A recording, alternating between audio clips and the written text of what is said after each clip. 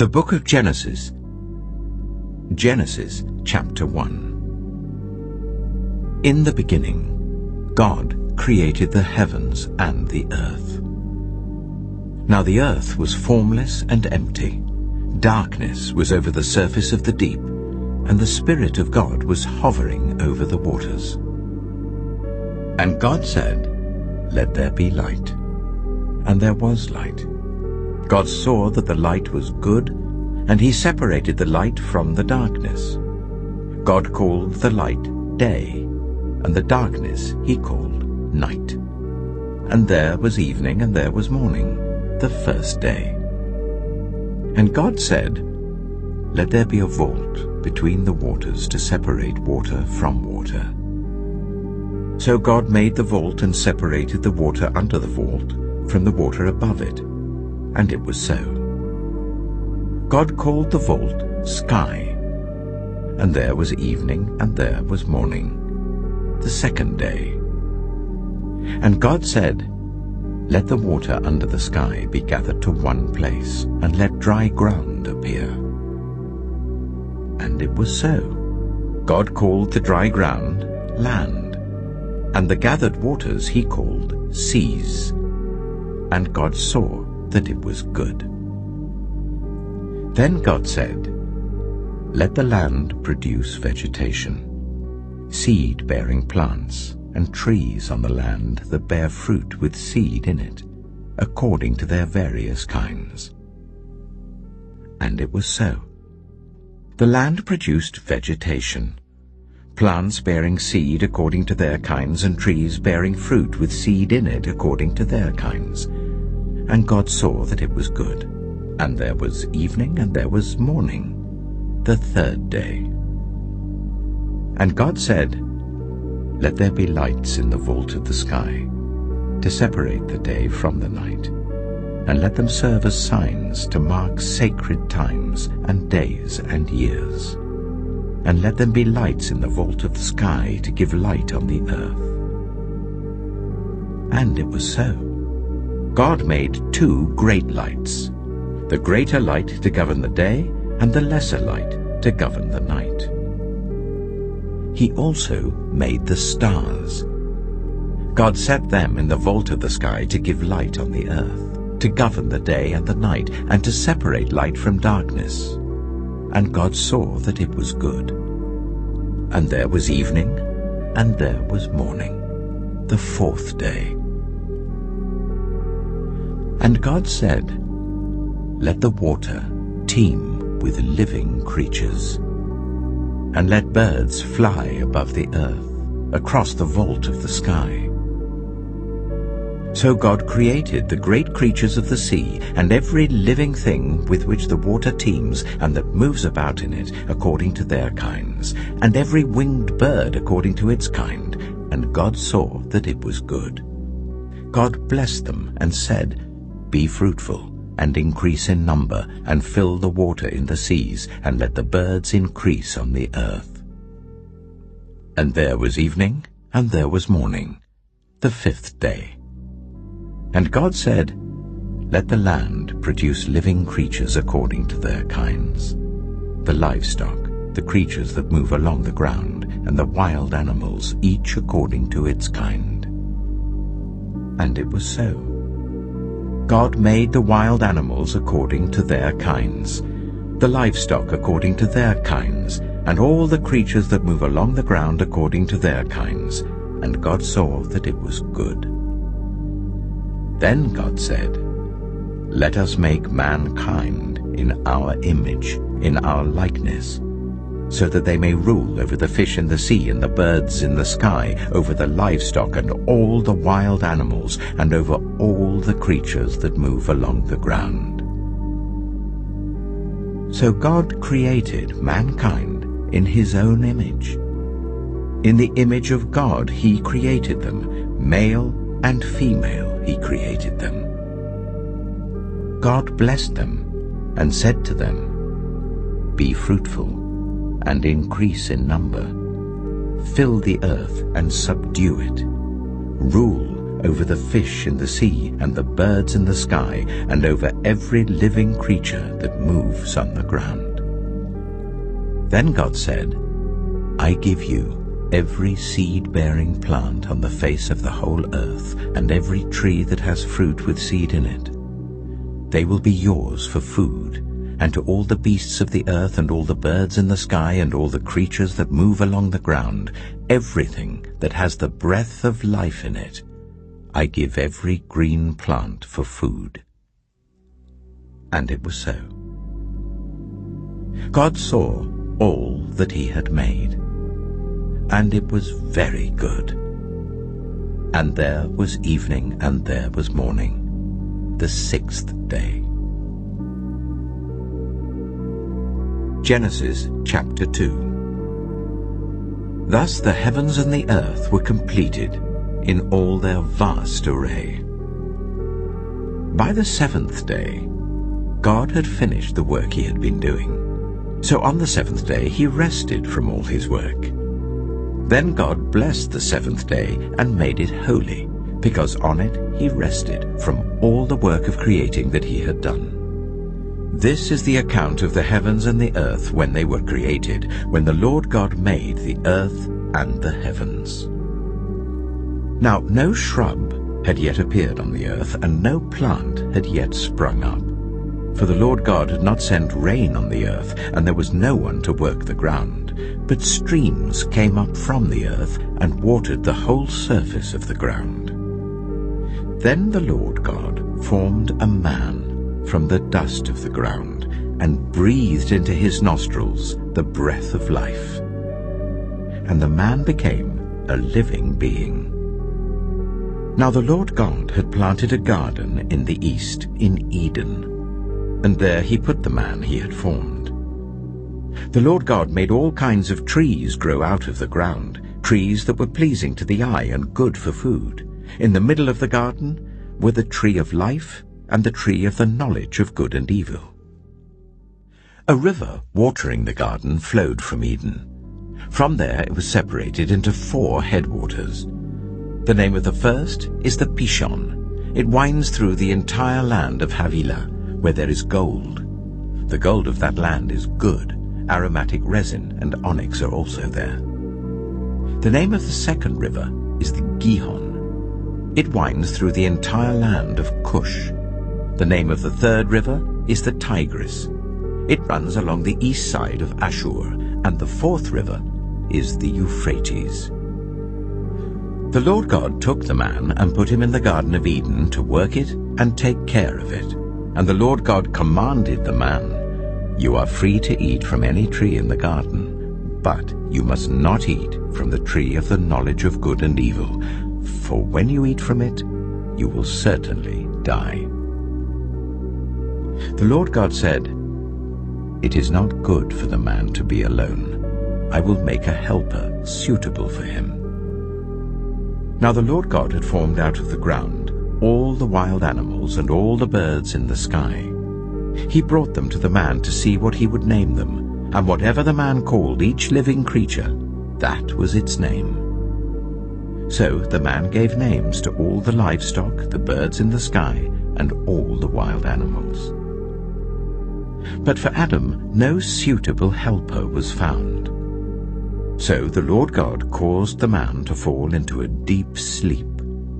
And while he was sleeping, he took one of the man's ribs and then closed up the place with flesh. Then the Lord God made a woman from the rib he had taken out of the man, and he brought her to the man. The man said, This is now bone of my bones and flesh of my flesh. She shall be called woman, for she was taken out of man. That is why a man leaves his father and mother and is united to his wife, and they become one flesh. Adam and his wife were both naked, and they felt no shame. Genesis chapter 3. Now the snake was more crafty than any of the wild animals the Lord God had made. He said to the woman, Did God really say, you must not eat from any tree in the garden?" The woman said to the snake, "We may eat fruit from the trees in the garden, but God did say you must not eat fruit from the tree that is in the middle of the garden, and you must not touch it, or you will die." "You will not certainly die," the snake said to the woman.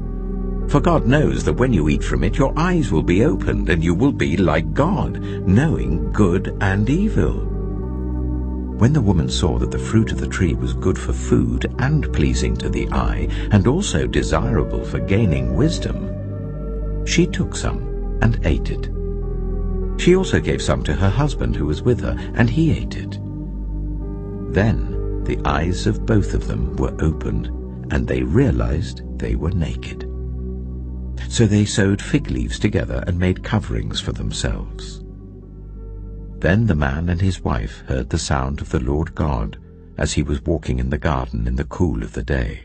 And they hid from the Lord God among the trees of the garden. But the Lord God called to the man, "Where are you?" He answered, "I heard you in the garden, and I was afraid because I was naked, so I hid." And he said, "Who told you that you were naked? Have you eaten from the tree that I commanded you not to eat from?" The man said, "The woman you put here with me, she gave me some fruit from the tree, and I ate it." Then the Lord God said to the woman, "What is this you have done?" The woman said, "The snake deceived me, and I ate."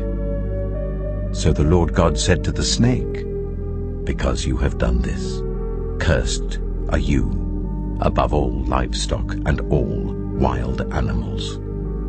You will crawl on your belly, and you will eat dust all the days of your life.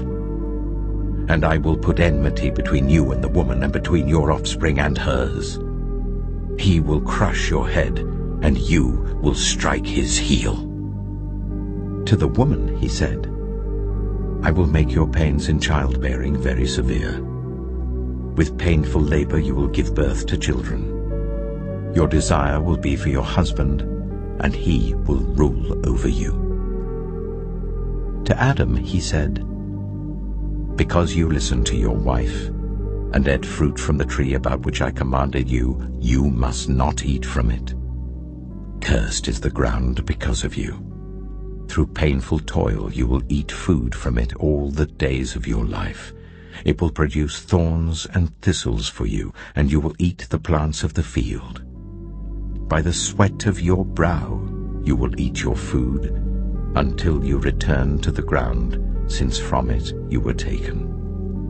For dust you are, and to dust you will return." Adam named his wife Eve, because she would become the mother of all the living. The Lord God made garments of skin for Adam and his wife, and clothed them. And the Lord God said, "The man has now become like one of us, knowing good and evil. He must not be allowed to reach out his hand and take also from the tree of life and eat, and live forever." So the Lord God banished him from the Garden of Eden to work the ground from which he had been taken. After he drove the man out, he placed on the east side of the Garden of Eden cherubim and a flaming sword, flashing back and forth to guard the way to the tree of life. Genesis chapter 4. Adam made love to his wife Eve, and she became pregnant and gave birth to Cain. She said, "With the help of the Lord I have brought forth a man." Later she gave birth to his brother Abel. Now Abel kept flocks, and Cain worked the soil. In the course of time, Cain brought some of the fruits of the soil as an offering to the Lord. But Abel also brought an offering, fat portions from some of the firstborn of his flock. The Lord looked with favor on Abel and his offering, but on Cain and his offering he did not look with favor. So Cain was very angry, and his face was downcast. Then the Lord said to Cain, "Why are you angry? Why is your face downcast? If you do what is right, will you not be accepted? But if you do not do what is right, sin is crouching at your door. It desires to have you, but you must rule over it. Now Cain said to his brother Abel, "Let's go out to the field." While they were in the field, Cain attacked his brother Abel and killed him. Then the Lord said to Cain, "Where is your brother Abel?" "I don't know," he replied. "Am I my brother's keeper?" The Lord said, "What have you done? Listen, your brother's blood cries out to me from the ground. Now you are under a curse and driven from the ground, which opened its mouth to receive your brother's blood from your hand. When you work the ground, it will no longer yield its crops for you. You will be a restless wanderer on the earth." Cain said to the Lord, "My punishment is more than I can bear. Today you are driving me from the land, and I will be hidden from your presence. I will be a restless wanderer on the earth, and whoever finds me will kill me." But the Lord said to him, "Not so. Anyone who kills Cain will suffer vengeance 7 times over." Then the Lord put a mark on Cain, so that no one who found him would kill him. So Cain went out from the Lord's presence and lived in the land of Nod, east of Eden. Cain made love to his wife, and she became pregnant and gave birth to Enoch. Cain was then building a city, and he named it after his son Enoch.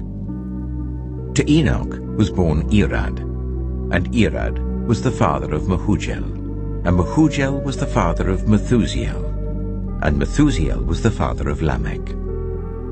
Lamech married 2 women, one named Ada and the other Zillah. Ada gave birth to Jabal. He was the father of those who live in tents and raise livestock. His brother's name was Jubal. He was the father of all who play stringed instruments and pipes. Zillah also had a son, Tubal-Cain, who forged all kinds of tools out of bronze and iron. Tubal-Cain's sister was Naamah. Lamech said to his wives, "Ada and Zillah, listen to me. Wives of Lamech, hear my words. I have killed a man for wounding me, a young man for injuring me. If Cain is avenged 7 times, then Lamech 77 times. Adam made love to his wife again, and she gave birth to a son and named him Seth, saying, "God has granted me another child in place of Abel, since Cain killed him." Seth also had a son, and he named him Enosh. At that time, people began to call on the name of the Lord. Genesis chapter 5. This is the written account of Adam's family line. When God created mankind, he made them in the likeness of God. He created them male and female and blessed them, and he named them mankind when they were created. When Adam had lived 130 years, he had a son in his own likeness, in his own image, and he named him Seth. After Seth was born, Adam lived 800 years and had other sons and daughters. Altogether, Adam lived a total of 930 years, and then he died. When Seth had lived 105 years, he became the father of Enosh. After he became the father of Enosh, Seth lived 807 years and had other sons and daughters.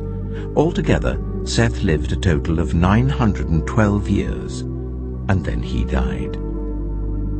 When Enosh had lived 90 years, he became the father of Kenan. After he became the father of Kenan, Enosh lived 815 years and had other sons and daughters. Altogether, Enosh lived a total of 905 years, and then he died. When Kenan had lived 70 years, he became the father of Mahalalel. After he became the father of Mahalalel, Kenan lived 840 years and had other sons and daughters. Altogether, Kenan lived a total of 910 years, and then he died. When Mahalalel had lived 65 years, he became the father of Jared. After he became the father of Jared, Mahalalel lived 830 years and had other sons and daughters. Altogether, Mahalalel lived a total of 895 years, and then he died. When Jared had lived 162 years, he became the father of Enoch. After he became the father of Enoch, Jared lived 800 years and had other sons and daughters. Altogether, Jared lived a total of 962 years, and then he died. When Enoch had lived 65 years, he became the father of Methuselah. After he became the father of Methuselah, Enoch walked faithfully with God 300 years and had other sons and daughters. Altogether, Enoch lived a total of 365 years. Enoch walked faithfully with God. Then he was no more, because God took him away. When Methuselah had lived 187 years, he became the father of Lamech. After he became the father of Lamech, Methuselah lived 782 years and had other sons and daughters. Altogether, Methuselah lived a total of 969 years, and then he died. When Lamech had lived 182 years, he had a son. He named him Noah, and said, "He will comfort us in the labor and painful toil of our hands, caused by the ground the Lord has cursed." After Noah was born, Lamech lived 595 years and had other sons and daughters. Altogether, Lamech lived a total of 777 years, and then he died. After Noah was 500 years old, he became the father of Shem, Ham, and Japheth. Genesis chapter 6. When human beings began to increase in number on the earth, and daughters were born to them, the sons of God saw that the daughters of humans were beautiful, and they married any of them they chose. Then the Lord said, "My spirit will not contend with humans forever, for they are mortal. Their days will be 120 years. The Nephilim were on the earth in those days, and also afterward, when the sons of God went to the daughters of humans and had children by them. They were the heroes of old, men of renown. The Lord saw how great the wickedness of the human race had become on the earth, and that every inclination of the thoughts of the human heart was only evil all the time. The Lord regretted that he had made human beings on the earth, and his heart was deeply troubled. So the Lord said, "I will wipe from the face of the earth the human race I have created, and with them the animals, the birds, and the creatures that move along the ground, for I regret that I have made them." But Noah found favor in the eyes of the Lord. This is the account of Noah and his family. Noah was a righteous man, blameless among the people of his time, and he walked faithfully with God. Noah had 3 sons, Shem, Ham, and Japheth. Now the earth was corrupt in God's sight, and was full of violence. God saw how corrupt the earth had become, for all the people on the earth had corrupted their ways. So God said to Noah, "I am going to put an end to all people, for the earth is filled with violence because of them. I am surely going to destroy both them and the earth. So make yourself an ark of cypress wood, make rooms in it, and coat it with pitch inside and out. This is how you are to build it. The ark is to be 300 cubits long, 50 cubits wide, and 30 cubits high. Make a roof for it, leaving below the roof an opening 1 cubit high all around.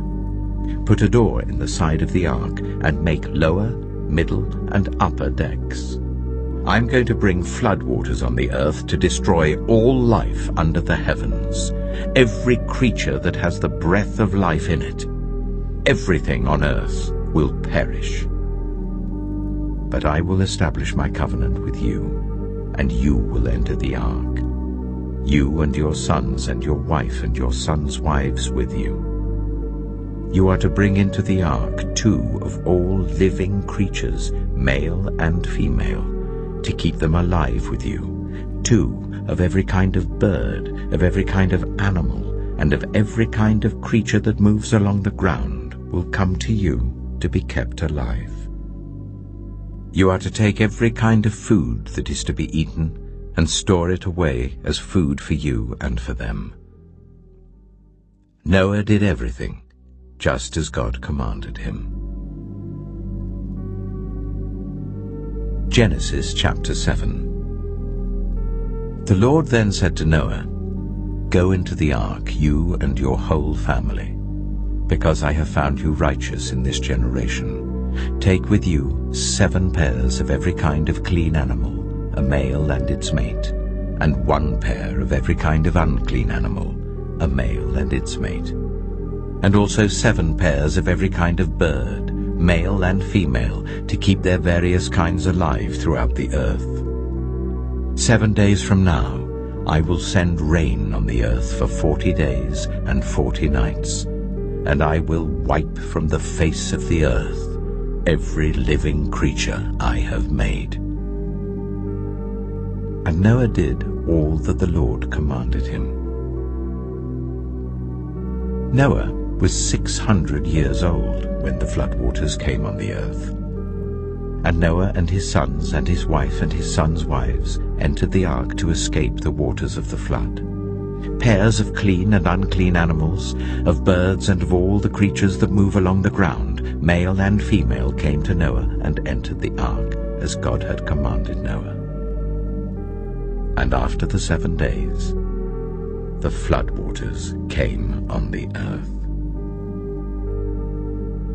In the 600th year of Noah's life, on the 17th day of the 2nd month, on that day, all the springs of the great deep burst forth, and the floodgates of the heavens were opened, and rain fell on the earth 40 days and 40 nights.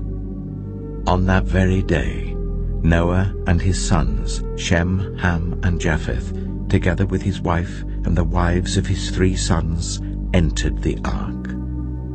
They had with them every wild animal according to its kind, all livestock according to their kinds, every creature that moves along the ground according to its kind, and every bird according to its kind, everything with wings. Pairs of all creatures that have the breath of life in them came to Noah and entered the ark. The animals going in were male and female of every living thing, as God had commanded Noah. Then the Lord shut him in. For 40 days the flood kept coming on the earth. And as the waters increased, they lifted the ark high above the earth. The waters rose and increased greatly on the earth, and the ark floated on the surface of the water. They rose greatly on the earth, and all the high mountains under the entire heavens were covered. The waters rose and covered the mountains to a depth of more than 15 cubits. Every living thing that moved on land perished. Birds, livestock, wild animals, all the creatures that swarm over the earth, and all mankind. Everything on dry land that had the breath of life in its nostrils died. Every living thing on the face of the earth was wiped out. People and animals and the creatures that move along the ground and the birds were wiped from the earth. Only Noah was left, and those with him in the ark. The waters flooded the earth for 150 days. Genesis chapter 8. But God remembered Noah and all the wild animals and the livestock that were with him in the ark. And he sent a wind over the earth, and the waters receded. Now the springs of the deep and the floodgates of the heavens had been closed, and the rain had stopped falling from the sky. The water receded steadily from the earth. At the end of the 150 days, the water had gone down. And on the 17th day of the 7th month, the ark came to rest on the mountains of Ararat. The waters continued to recede until the 10th month, and on the first day of the 10th month, the tops of the mountains became visible. After 40 days, Noah opened a window he had made in the ark and sent out a raven, and it kept flying back and forth until the water had dried up from the earth. Then he sent out a dove to see if the water had receded from the surface of the ground. But the dove could find nowhere to perch because there was water over all the surface of the earth. So it returned to Noah in the ark. He reached out his hand and took the dove and brought it back to himself in the ark. He waited 7 more days and again sent out the dove from the ark. When the dove returned to him in the evening, there in its beak was a freshly plucked olive leaf. Then Noah knew that the water had receded from the earth. He waited 7 more days and sent the dove out again, but this time it did not return to him. By the first day of the 1st month of Noah's 601st year, the water had dried up from the earth. Noah then removed the covering from the ark and saw that the surface of the ground was dry. By the 27th day of the 2nd month, the earth was completely dry. Then God said to Noah, "Come out of the ark, you and your wife and your sons and their wives. Bring out every kind of living creature that is with you, the birds, the animals, and all the creatures that move along the ground, so they can multiply on the earth and be fruitful and increase in number on it." So Noah came out, together with his sons and his wife and his sons' wives. All the animals and all the creatures that move along the ground and all the birds, everything that moves on land, came out of the ark, one kind after another. Then Noah built an altar to the Lord, and taking some of all the clean animals and clean birds, he sacrificed burnt offerings on it. The Lord smelled the pleasing aroma and said in his heart, "Never again will I curse the ground because of humans, even though every inclination of the human heart is evil from childhood. And never again will I destroy all living creatures as I have done. As long as the earth endures, seed time and harvest, cold and heat, summer and winter, day and night, will never cease." Genesis chapter 9. Then God blessed Noah and his sons, saying to them, "Be fruitful and increase in number and fill the earth. The fear and dread of you will fall on all the beasts of the earth and on all the birds in the sky, on every creature that moves along the ground and on all the fish in the sea. They are given into your hands. Everything that lives and moves about will be food for you. Just as I gave you the green plants, I now give you everything. But you must not eat meat that has its lifeblood still in it. And for your lifeblood I will surely demand an accounting. I will demand an accounting from every animal, and from each human being too I will demand an accounting for the life of another human being. Whoever sheds human blood by humans, shall their blood be shed. For in the image of God has God made mankind. As for you, be fruitful and increase in number. Multiply on the earth and increase upon it." Then God said to Noah and to his sons with him, "I now establish my covenant with you and with your descendants after you, and with every living creature that was with you, the birds, the livestock, and all the wild animals, all those that came out of the ark with you, every living creature on earth. I establish my covenant with you. Never again will all life be destroyed, by the waters of a flood. Never again will there be a flood to destroy the earth. And God said, "This is the sign of the covenant I am making between me and you and every living creature with you, a covenant for all generations to come. I have set my rainbow in the clouds, and it will be the sign of the covenant between me and the earth. Whenever I bring clouds over the earth and the rainbow appears in the clouds, I will remember my covenant between me and you and all living creatures of every kind.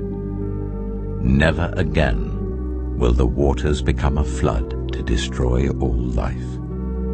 Whenever the rainbow appears in the clouds, I will see it and remember the everlasting covenant between God and all living creatures of every kind on the earth."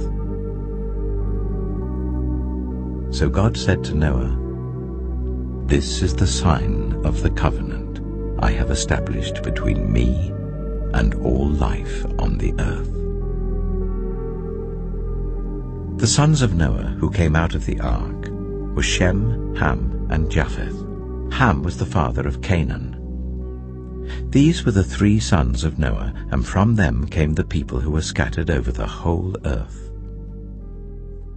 Noah, a man of the soil, proceeded to plant a vineyard. When he drank some of its wine, he became drunk and lay uncovered in his tent. Ham, the father of Canaan, saw his father naked and told his 2 brothers outside. But Shem and Japheth took a garment and laid it across their shoulders. Then they walked in backward and covered their father's naked body. Their faces were turned the other way, so that they would not see their father naked. When Noah awoke from his wine and found out what his youngest son had done to him, he said, "Cursed be Canaan. The lowest of slaves will he be to his brothers." He also said, "Praise be to the Lord, the God of Shem.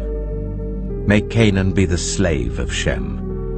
May God extend Japheth's territory. May Japheth live in the tents of Shem, and may Canaan be the slave of Japheth." After the flood, Noah lived 350 years. Noah lived a total of 950 years, and then he died. Genesis chapter 10. This is the account of Shem, Ham, and Japheth, Noah's sons, who themselves had sons after the flood. The sons of Japheth: Gomer, Magog, Madai, Javan, Tubal, Meshach, and Tiras.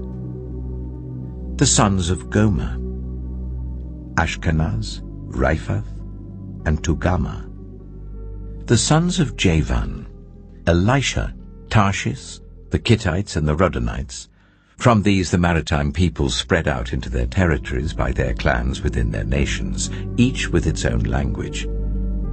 The sons of Ham: Cush, Egypt, Put, and Canaan. The sons of Cush: Seba, Havilah, Sabta, Reamah, and Sabtika. The sons of Reamah: Sheba and Dedan. Cush was the father of Nimrod, who became a mighty warrior on the earth. He was a mighty hunter before the Lord. That is why it is said, like Nimrod, a mighty hunter before the Lord. The first centers of his kingdom were Babylon, Uruk, Akkad, and Calnu in Shinar. From that land he went to Assyria, where he built Nineveh, Rehoboth, Calah, and Resen, which is between Nineveh and Calah, which is the great city. Egypt was the father of the Ludites, Anamites, Lehabites, Naphtuhites, Pathrusites, Casluhites, from whom the Philistines came, and Caphtorites. Canaan was the father of Sidon his firstborn, and of the Hittites, Jebusites, Amorites, Girgashites, Hivites, Archites, Sinites, Arvadites, Zemarites, and Hamathites. Later the Canaanites' clans scattered, And the borders of Canaan reached from Sidon towards Gerar as far as Gaza, and then toward Sodom, Gomorrah, Admah, and Zeboim as far as Lasha. These are the sons of Ham by their clans and languages, in their territories and nations. Sons were also born to Shem, whose older brother was Japheth. Shem was the ancestor of all the sons of Eber. The sons of Shem: Elam, Ashur, Arphaxad, Lud, and Aram. The sons of Aram: Uz, Hul, Gether, and Meshech. Arphaxad was the father of Shelah, and Shelah the father of Eber. 2 sons were born to Eber. One was named Peleg, because in his time the earth was divided. His brother was named Joktan. Joktan was the father of Almodad, Sheleph, Hazamepheth, Jirah, Hadoram, Uzal, Dilah, Obal, Abimael, Sheba, Ophir, Havilah, and Jobab. All these were sons of Joktan. The region where they lived stretched from Mesha towards Sephar in the eastern hill country. These are the sons of Shem by their clans and languages, in their territories and nations. These are the clans of Noah's sons, according to their lines of descent within their nations. From these, the nations spread out over the earth after the flood. Genesis chapter 11. Now the whole world had one language and a common speech. As people moved eastward, they found a plain in Shinar and settled there. They said to each other, "Come, let's make bricks and bake them thoroughly." They used brick instead of stone and bitumen for mortar. Then they said, "Come, let us build ourselves a city with a tower that reaches to the heavens, so that we may make a name for ourselves. Otherwise we will be scattered over the face of the whole earth." But the Lord came down to see the city and the tower that people were building. The Lord said, "If as one people speaking the same language they have begun to do this, then nothing they plan to do will be impossible for them. Come, let us go down and confuse their language, so they will not understand each other." So the Lord scattered them from there over all the earth, and they stopped building the city. That is why it was called Babel, because there the Lord confused the language of the whole world. From there the Lord scattered them over the face of the whole earth. This is the account of Shem's family line. 2 years after the flood, when Shem was 100 years old, he became the father of Arphaxad. And after he became the father of Arphaxad, Shem lived 500 years and had other sons and daughters. When Arphaxad had lived 35 years, he became the father of Shelah. And after he became the father of Shelah, Arphaxad lived 403 years and had other sons and daughters. When Shelah had lived 30 years, he became the father of Eber. And after he became the father of Eber, Shelah lived 403 years and had other sons and daughters. When Eber had lived 34 years, he became the father of Peleg. And after he became the father of Peleg, Eber lived 430 years and had other sons and daughters. When Peleg had lived 30 years, he became the father of Reu. And after he became the father of Reu, Peleg lived 209 years and had other sons and daughters. When Reu had lived 32 years, he became the father of Serug. And after he became the father of Serug, Reu lived 207 years and had other sons and daughters. When Serug had lived 30 years, he became the father of Nahor. And after he became the father of Nahor, Serug lived 200 years and had other sons and daughters. When Nahor had lived 29 years, he became the father of Terah. And after he became the father of Terah, Nahor lived 119 years and had other sons and daughters. After Terah had lived 70 years, he became the father of Abram, Nahor, and Haran. This is the account of Terah's family line.